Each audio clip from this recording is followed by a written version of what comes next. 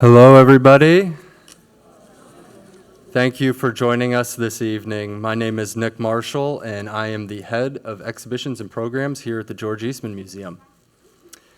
As many of you know, the exhibition Joshua Rashaad McFadden, I Believe I'll Run On, opened in our main galleries today. If you were able to join us for the exhibition preview last night, we hope that you had a wonderful time celebrating with us. Though his remarks were brief, Joshua Rashaad gave a really moving and, I believe, important set of opening remarks. Tonight, the artist will be diving deeper into the 7 different series that comprise his first solo museum exhibition and the accompanying publication that will be released in early 2022. Like many residents of Rochester who were born and raised in this city, photography was introduced to McFadden at a young age. His grandparents worked at Kodak, and at 7 years old, his mother bought him his first camera.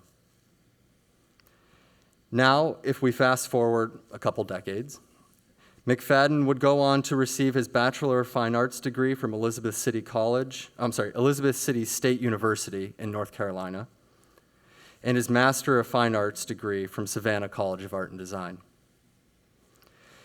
After working in the field in photography for a few years, Joshua Rashaad returned to Rochester and took a position at Rochester Institute of Technology as an assistant professor of photography. McFadden's work from the past 10 years spans across genres ranging from portraiture, social documentary, reportage, fine art, and the family archive.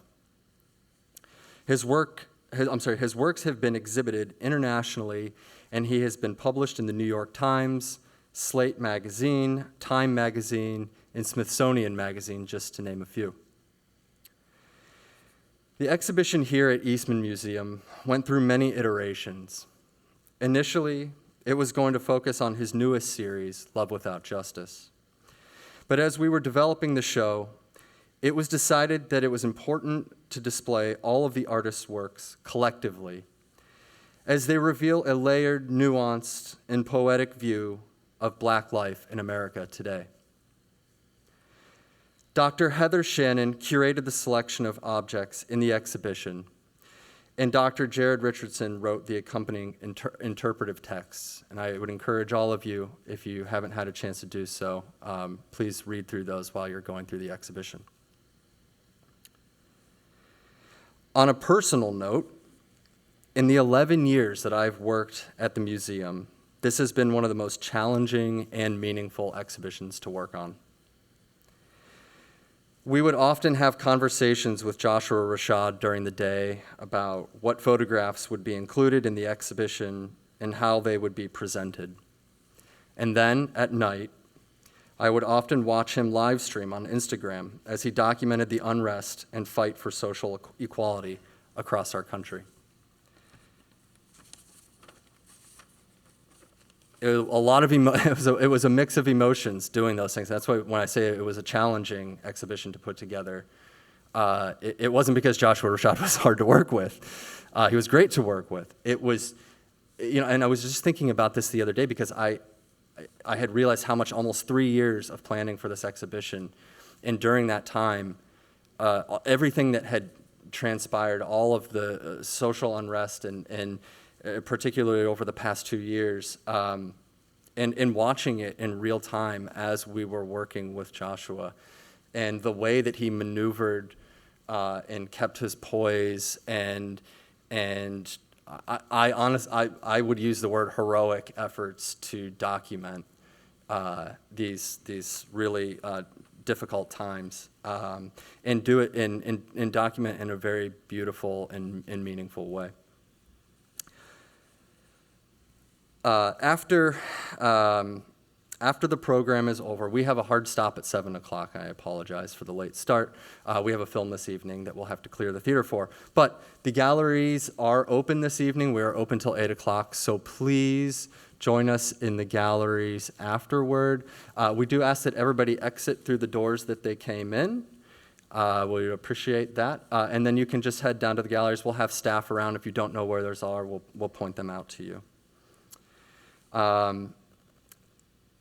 If we have any time, that's unlikely, we will, but if we do have some time, we might be able to take a question or two.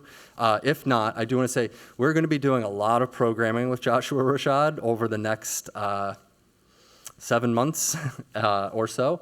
The exhibition's open until June 19th, so there will be more opportunities to engage with Joshua Rashaad and dive deeper into the work. So thank you all for coming, and please join me in welcoming Joshua Rashaad McFadden.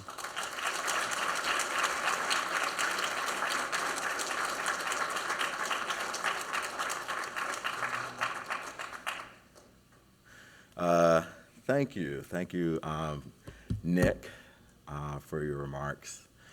And thank you to the Eastman Museum for having me and organizing this very large exhibition of my work. And so tonight, I will attempt to show you everything.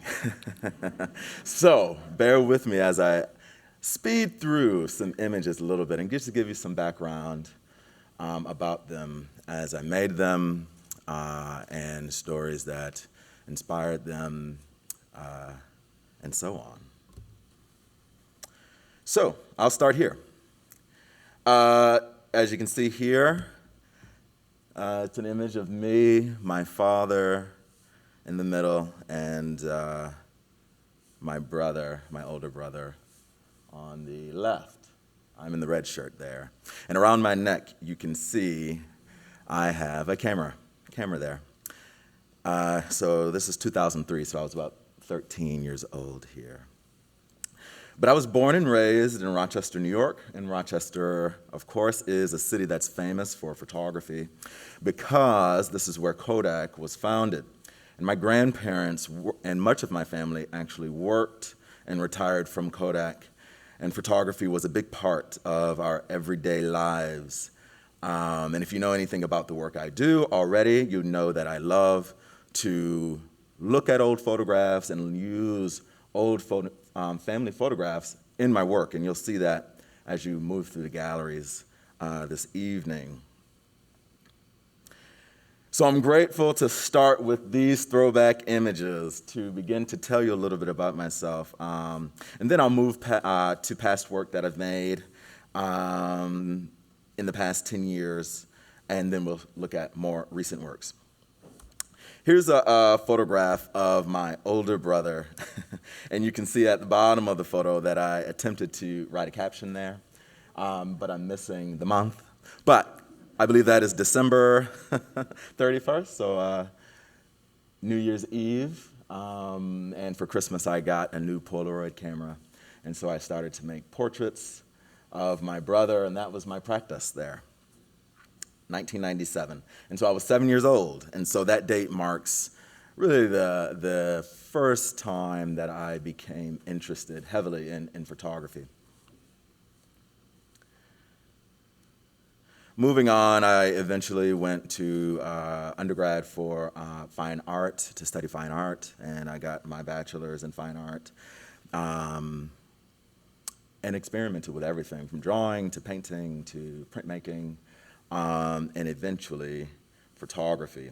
I went to an HBCU called Elizabeth City State University, which is a historically black college or university in North Carolina. And HBCUs, if you don't know, were established to serve the educational needs for black Americans because black people were denied admission to white institutions. And so as a result, HBCUs became the principal means for providing college educations to black Americans. Even after the Civil Rights Act of 1964, you can still see and feel the remnants of segregation lingering in predominantly white institutions today. Some prominent figures that went to HBCUs include Oprah Winfrey, Vice President Kamala Harris, and of course, Dr. Martin Luther King Jr. After I graduated from undergrad, I actually had the wonderful opportunity to intern directly with Martin Luther King Jr.'s daughter, Bernice A. King, in Atlanta, Georgia, at the King Center, with a partnership with the Centers for Disease Control. And we worked on programming that taught youth about nonviolent social change. So people often ask, well, how did I end up here? It wasn't necessarily a art practice directly after school. But when I was an undergrad, I created organizations that involved education and programming about living nonviolent lifestyles. We also did a lot with voters registration and voter education. And so after college, working at the King Center afforded me the opportunity to learn more about the civil rights movement directly from the people who participated in it. So I soon decided to move to Atlanta, Georgia, after having that experience, to go to grad school to get my MFA in photography, so that I could be surrounded by the history of the civil rights movement. And that brings me to the first project that I'll talk about, after Selma.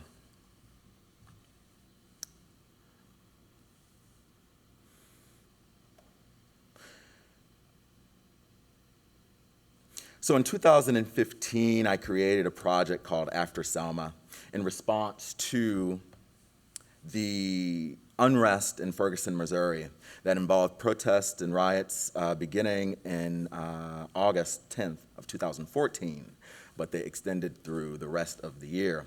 The day after the fatal shooting of Michael Brown by police officer Darren Wilson, 2015 was also the 50th commemoration of Bloody Sunday and the march from Selma, Alabama to Montgomery.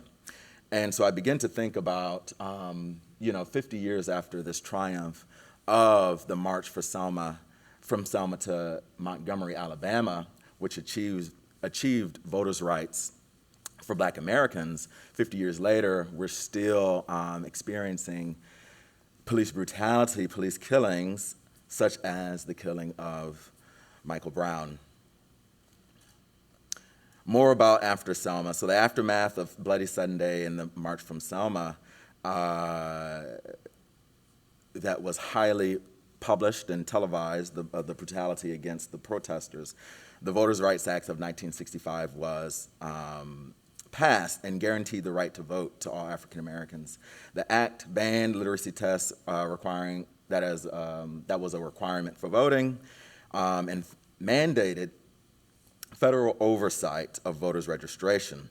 And so, again, in 2015, we saw things coming back, such as voter ID laws, et cetera, et cetera, et cetera.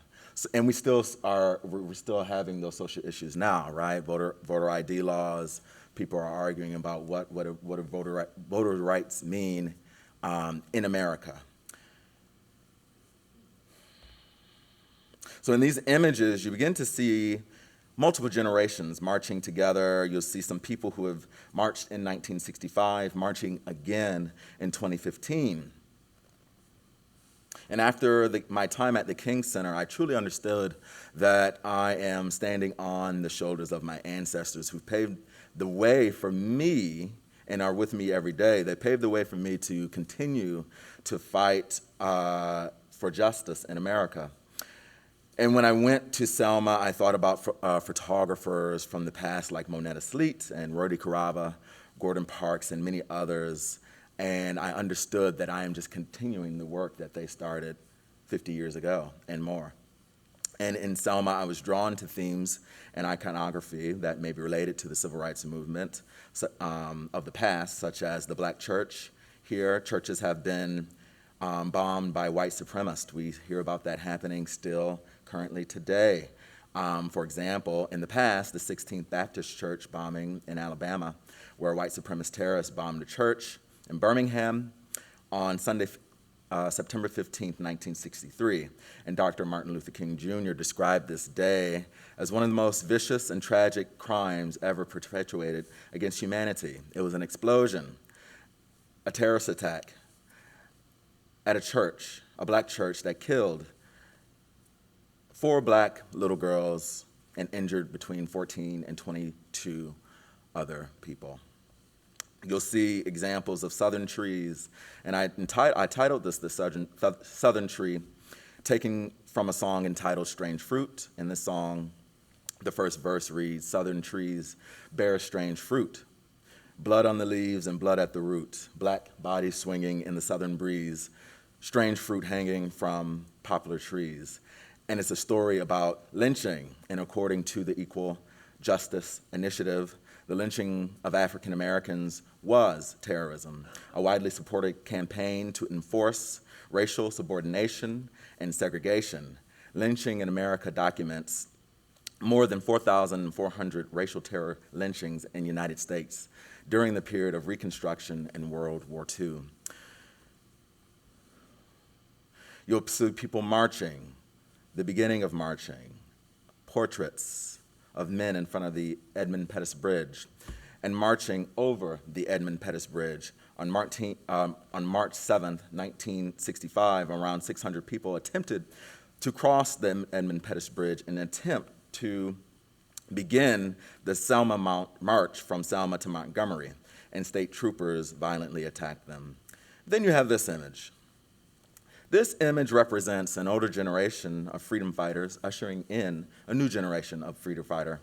In this image, you'll see a woman who marched in 1965 with her hand stretched to the sky. Now she's marching again with a new generation of Black Lives Matter protesters behind her. So in the back, you'll see the Black Lives Matter banner. It was at this moment, making this photograph, that I truly understood that photographs are here to make you see. The photographs are not just fleeting moments in a movement. It's a documentation of a journey that was started way before me and you. And I'm continuing and contributing to the work, again, that already exists within my artistic lineage. It's a journey towards justice and the realization of freedom for Black Americans.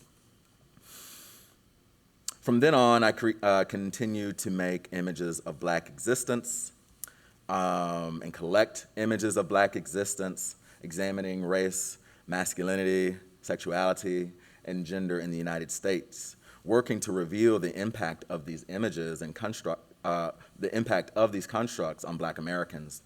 And you'll see these themes throughout the exhibit and in my other projects like Selfhood, Come to Selfhood, A Lynching's Long Shadow, and Evidence. And so I truly believe, like Nina Simone says, that it is my duty to create work that reflects the time in which I live. And so I would say that everyone should do that, whatever profession that they have. Following the murder of Trayvon Martin, we're going back a little bit before 2015 now. Trayvon Martin's murder happened in 2012. And that's when I started to think about perceptions of African Americans, specifically African American men. Trayvon Martin's murder was a moment that changed my generation's notions of freedom here in America. I distinctly remember conversations surrounding the Black male and what they would wear and how they carry themselves, et cetera, and the idea of the Black hoodie being the thing that makes them threatening. And I thought to myself, why are Black men perceived as a threat no matter what they do? I also began to question the role of imagery that plays in shaping the idea of the Black man and who controls those images. And so I thought about the archival image. In 2014, I began to investigate how the vernacular image can be used to convey humanity, specifically in the image of the Black father figure positioned as the role model. I realized that I could use vernacular imagery to convey the humanity of Black men and their role models because it reflects on the family life, the ordinary life, something to which everyone can relate to. Vernacular photographs of African American life are often missing from museum settings and popular media. And so my method is to bring important to those images by infusing them into my work. But these images are relevant. They're very relevant because they depict common traditions, values, and cultures. They are essential objects that reveal both intimacy and a collective identity. They expose the narrative of Black life while showing the joy and the beauty of the community. Here's a photograph that represents, for me, the in-between. None of us know what's going on in this photo, but we see this Black man smiling, and someone thought to make his photograph. He has a smile on his face, and it allows us to simply appreciate it and appreciate the joy in his mundane. We see Black men in the military, young Black men in the military. He's enjoying a meal here. But then I start to think and understand that young African-American men also choose to fight for this country. And it reminds me of the African-American men and women and African-American people that have fought and died in protection of a country that continually refuses still the human and civil rights that they deserve. Images of fathers embracing young babies, depiction of fathers and intimacy, the touch, the embrace, the Black fathers expressing tenderness. And this image, which is amazing to me because it represents the intimacy, the father holding the smiling baby, but also the photographer who is not the professional, right? That finger in front of the lens we can all relate to, that happens. But we keep those images. We keep them, right? And so, because they're still important. They're still important. And so I started to look at images of my family. This is my father when he was in high school. More images of my family, my father, my grandfather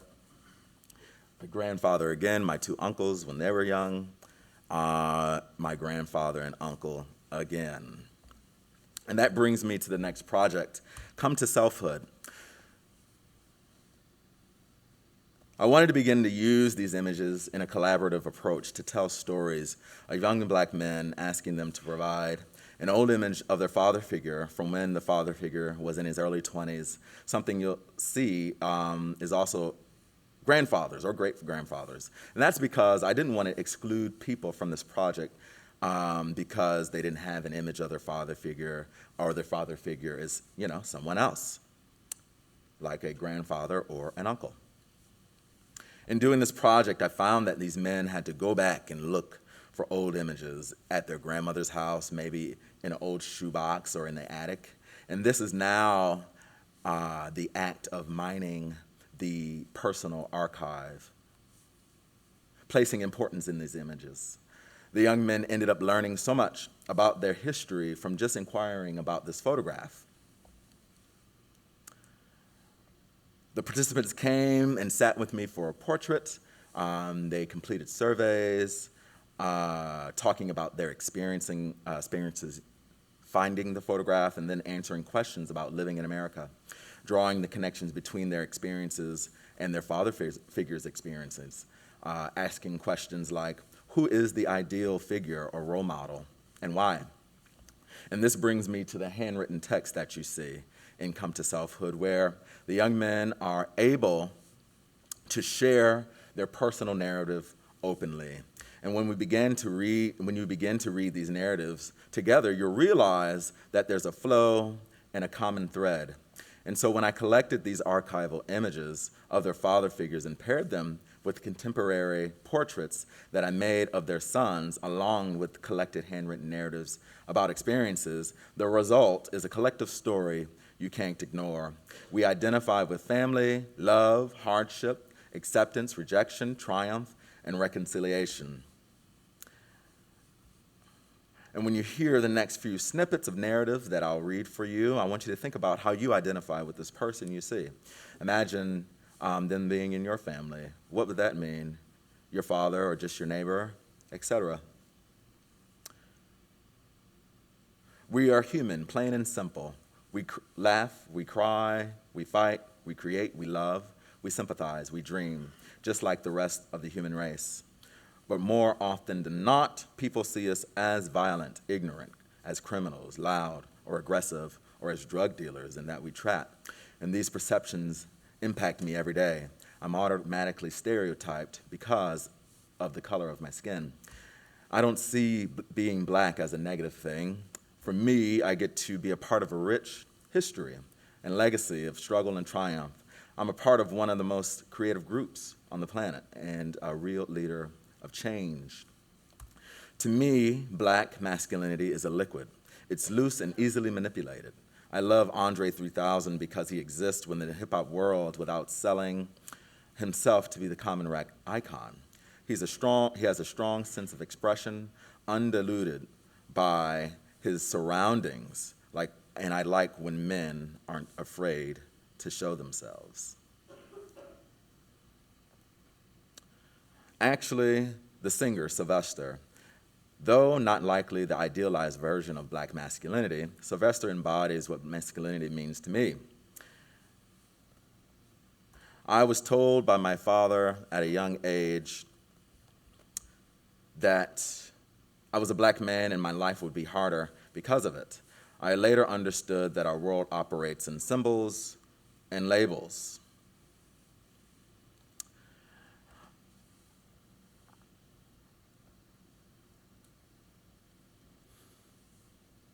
How does one begin to challenge the misguided perceptions that decrease the quality of living for young African American people? Furthermore, how does the African American man position himself in a society that does not acknowledge their true identity? African American people and their stories of intersecting identities are often unrecognized in forums that allow positive images to become the dominant narrative of African American people. And so I choose contemporary portraiture and the vernacular images along with handwritten text to begin to expose this true narrative by delving into ideas of history and role models and varied experiences. Come to Selfhood begins to make the previously invisible black person visible. And after Come to Selfhood, I continued to document the idea of, or explore the idea of black masculine identity and now gender. And I started at Morehouse College in Atlanta, Georgia, an HBCU, or historically black college or university, that is also traditionally all male school and so I was beginning to not only look at identity construction, but also the fact that these young people are coming to self within an institution that's known for developing historical conservative black male leaders, such as Dr. Martin Luther King Jr. that went to Morehouse College, and then them having to identify with that legacy or not. And so this prompt for this section of the project was, "I am a man," which is a slogan taken from the sanitation workers' strike in Memphis, Tennessee in 1968, which was the last demonstration for Dr. King before his assassination. And then I actually had the opportunity to photograph men from the sanitation worker strike, surviving members of the strike, to where they held signs that said, "I am a man." And so then I was able to ask them their thoughts on participating in a movement, but also hearing Martin Luther King's last speech before his assassination in Memphis, Tennessee. And then I traveled to Brooklyn, New York, and continued the project, but in a new way. Now you see the images are black and white, the photographs are black and white, and I allowed more room for the handwritten text and started to use, this yellow legal pad paper, and giving them more room to express their thoughts about the phrase, "I am a man."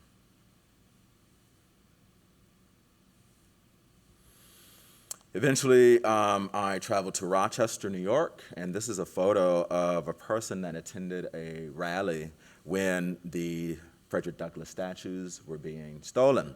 And it made me think again about how our role models and historic figures are still disrespected. And I said, well, how does that connect to evidence and come to selfhood? And I started to research and look at the papers, the newspapers that Frederick Douglass started here in Rochester, New York, called the North Star.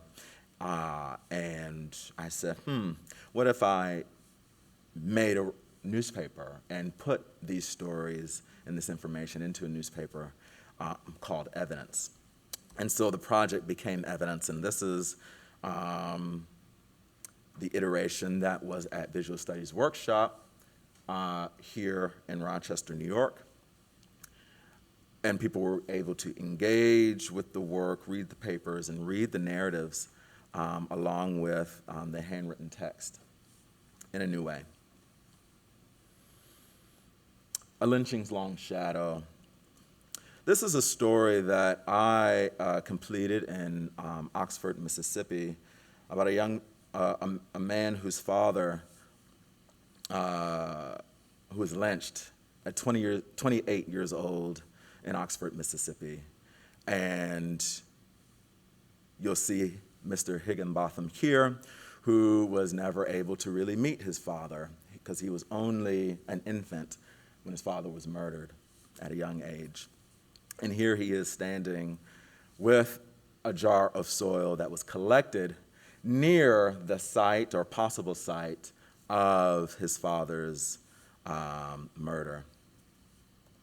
And I began to document these green spaces that were actually burial sites of either enslaved persons or people who were victims of lynchings.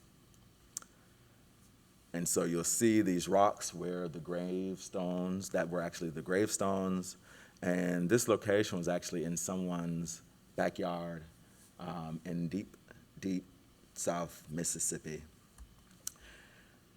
Photographing the family members, the descendants of Higginbotham, sorry.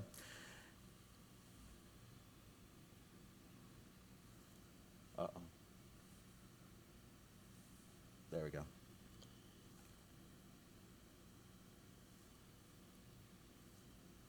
And a portrait. It was very interesting traveling to Mississippi to document this story. It was my first time visiting, and Mr. Higginbotham is actually no longer with us. He passed away, I believe, in 2020. But I remember meeting him. I drove up and met him at like an ice cream shop with his family. They were sitting outside, and as soon as I walked up, he said, "Are you a preacher?"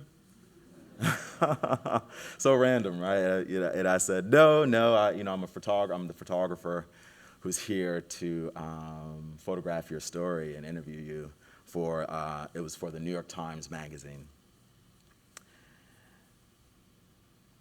That brings me to Unrest in America. On May 25th, 2020, George Floyd, an unarmed black man, was murdered by Minneapolis police in the street. Outrage, protests, and social media all erupted as video footage circulated of a police officer forcing his knee into Floyd's neck for over 8 minutes, choking him to death, while 3 other officers aided in the act. And I spent the last, year and a half documenting not only Minneapolis, but unrest across the country. And here's an image of the site where George Floyd was murdered that became a makeshift memorial site. And this image was actually during the Derek Chauvin trial, which I covered for the New York Times. And so I actually lived there for several months, visiting the site over and over again. And you see justice for Dante Wright. And I put this image in the beginning, even though it was taken in the end, because justice for Dante Wright was added to this memorial site.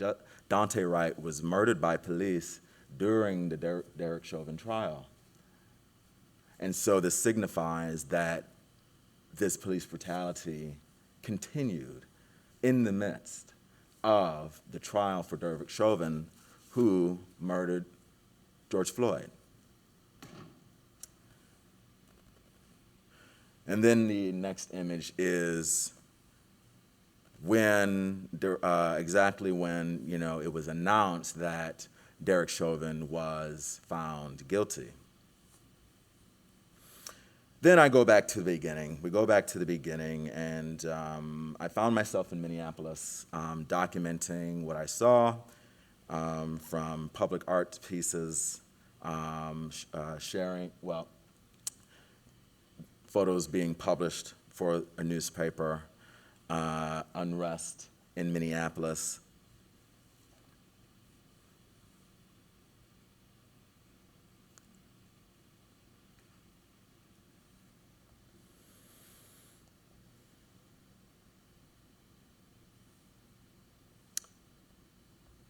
For so long, white America has drawn upon the reasons to feel impartial towards law enforcement's killing of black people. However, with no other distractions during a pandemic, the world watched as police officers again revealed an undeniable act of racism to the masses. American citizens had no choice but to watch and choose which side of history they would be on. And where do we go from here? Martin Luther King Jr. says, why is equality so avoided? Why does white America delude itself? And how does it still rationalize the evil it retains?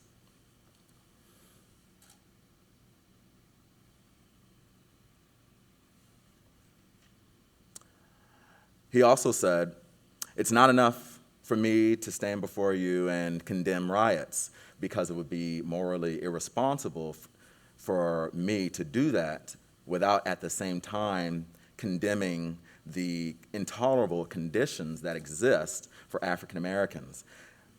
These conditions are the things that cause individuals to feel that they have no other alternative than to engage in rebellions to get attention." And I must say that the riot is the language of the unheard. And what is it that America has failed to hear? It has failed to hear that the promises of freedom and justice have not been yet met. It has failed to hear that the large segments of white society are more concerned about tranquility and the status quo rather than justice and humanity. And so this reminds me of songs that I listen to, and you'll notice in the exhibit that many images or photographs are named after lyrics from music or song or titles. And this is called Righteous Anger, and this reminds me of a Bob Marley song that sang about burning and looting. And he said, "I woke up in a curfew, I was a prisoner too. I could not recognize the faces standing over me because they were dressed in uniforms of brutality." So we're burning and looting tonight to save our babies' lives. And it makes me think about when I was there photographing the fires in Minneapolis. It was the fires that gained international attention. And I wonder if Derek Chauvin would have been found guilty if the fires did not happen. Would the country know about the injustice that occurred in Minneapolis? Probably not. Probably not. Just like they would not have known about Dante Wright, who was murdered during the trial, and the many, many others who are murdered every day by police that go unheard. And so the people of Minneapolis decided that this was the way to make their voices heard.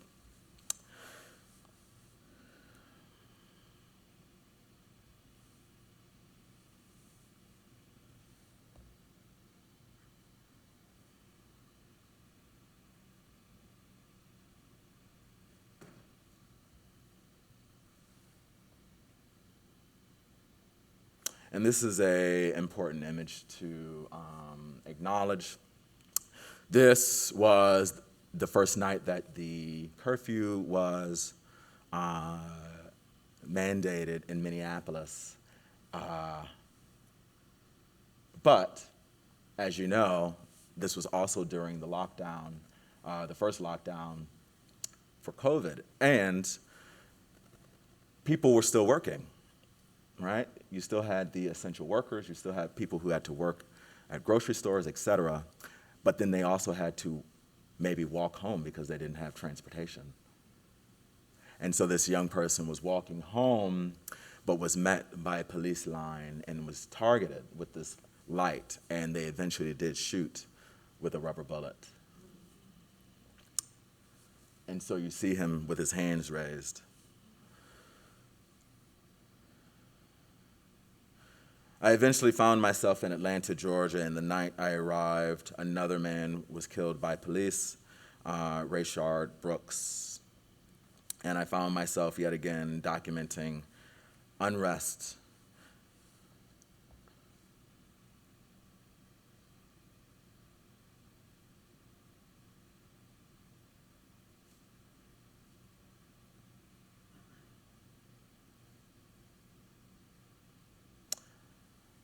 Again, this should again let you know that this happens so often.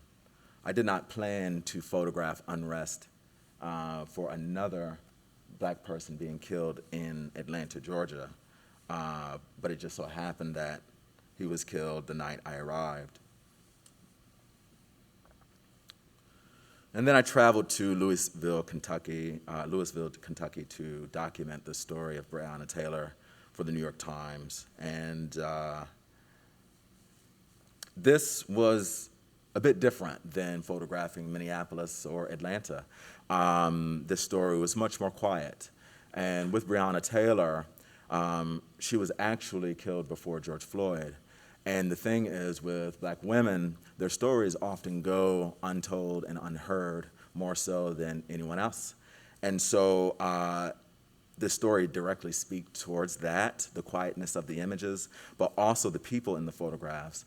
I photographed close family members and friends of Breonna Taylor as they shared stories about their cousin, their best friend, in outdoor spaces. The protests were a close-knit group of people that protested every single night. And Breonna Taylor's story was heard because of her family and friends that posted their story on social media until people noticed. Breonna Taylor's boyfriend, who was there the night of.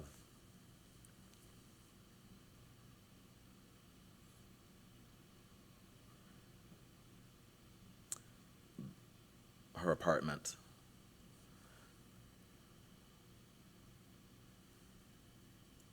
And Breonna Taylor's mother at a makeshift memorial site at a park where the protesters dubbed it Breonna Taylor Park for the time being.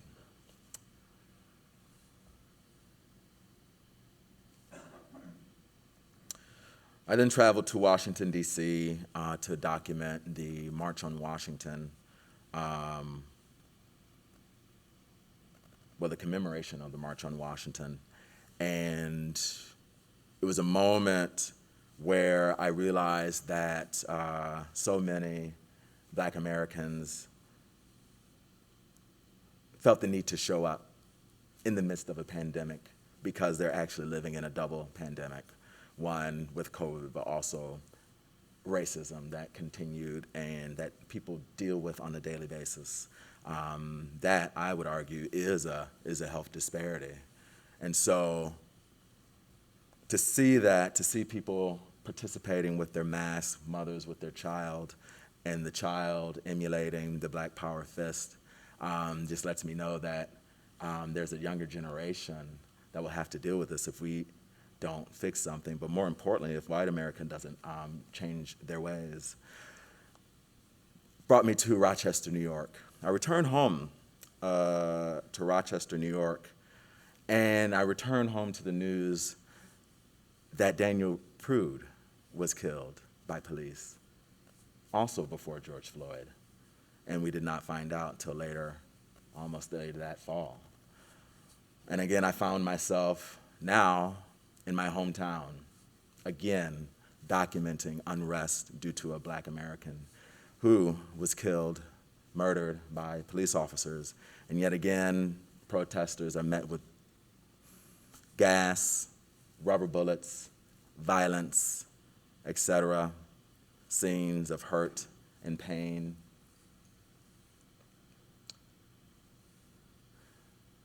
Family who lost their loved ones, and Rochester now in the streets fighting for their rights.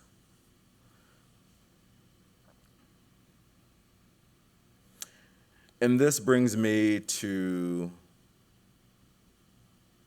the last body of work that I'll share with you, entitled Love Without Justice.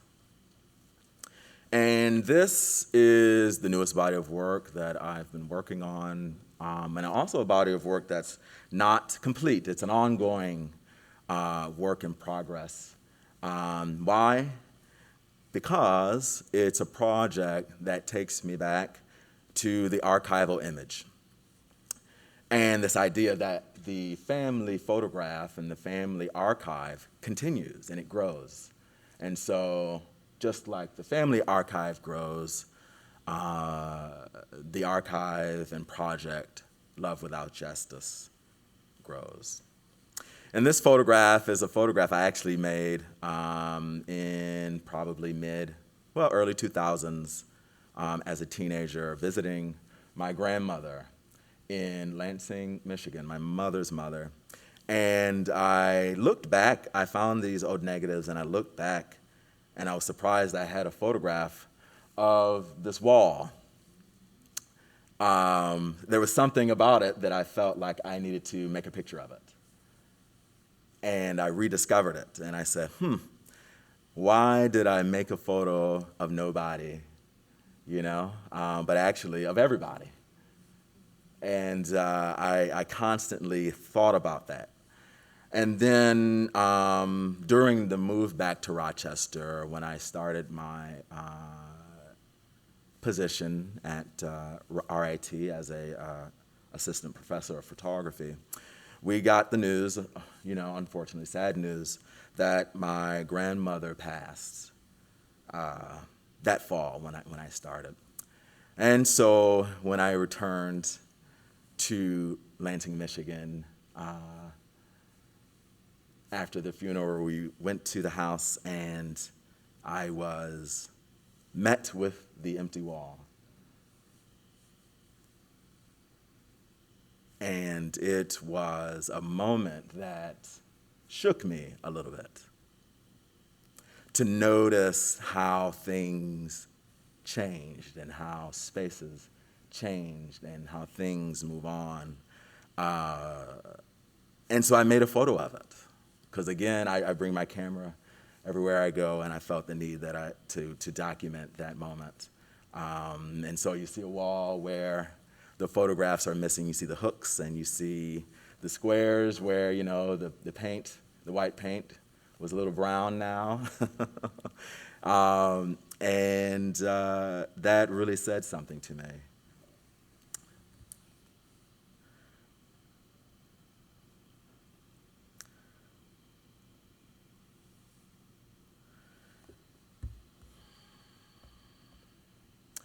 And now I'll go back to what inspired me to continue the project Love Without Justice, and for me to think about the family archive a little bit more. I say to continue because I started making self-portraits and introspective works just every so often, but I really didn't know what the project would be or what I was doing And it wasn't until I traveled to France and lived there for a while to make work. And I was having these dreams, and I had a dream about this photograph, which was pretty interesting. I had a dream about this photograph, and that's me at my birthday party, and I had this flower on my head. There was face painting at the birthday party, and that's what I picked. I picked this flower to be on my forehead. And I started to think about a certain light that children have. We all know the innocence of the child, and the child knows what they want to be and who they are. And I noticed that as children, we have a certain light, and often that light dims as we become adults. And I noticed that beginning to happen to me. So I went on a journey to find that light, and that's when I had this dream about the photograph. The journey to find that light is what took me to France and took me traveling. And this photograph, I called my mother about the photograph because I did not know where it was. I was wondering if we still had it, because after a series of moves we had to make, some things may have gotten lost.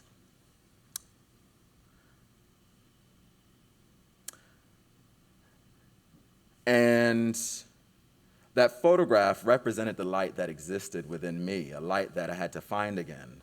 After documenting so much trauma over the past years, I began to forget about the light that was in me. After recognizing that we live in a society that hates African Americans and was built upon the degradation of African Americans, we could lose that light, and one often loses it, or might. And I realized that America was built on the effort to dim that light for people that look like me. And I also realized then that you actually can never truly dim that light. My light can't be dimmed by racism and homophobia, because there's a higher purpose and a higher being that allows my light to continue to shine.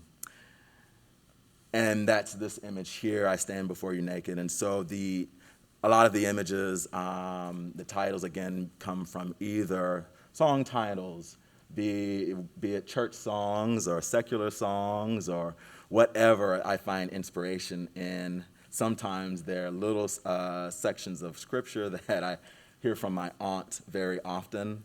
And I started to incorporate them into my work. And often people ask about why my images are very, very, very dark and almost close to sunset, or taken in the middle of the night or in deep shadow.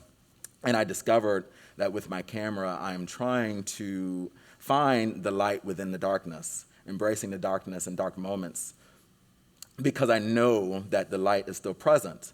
And you see that within all of my works. You see that here, that little strip of light on the yellow flower that I just saw and I thought was so beautiful. And I'm embracing the darkness like my favorite photographer, Roy DeCarava, who also embraced dark shadows within his work, dark skin tones, etc. And it was his images that inspired me, and to not be afraid to look for the light within the darkness. And so you'll see those constant themes in the work of self-portraiture, but also moments to where I used my camera to continue to make images just of everyday life, just random moments of friends and loved ones and going out, also images of resting at sunset, intimacy, landscapes, moments with my younger brother, the refrigerator, but also that light and that yellow coming through.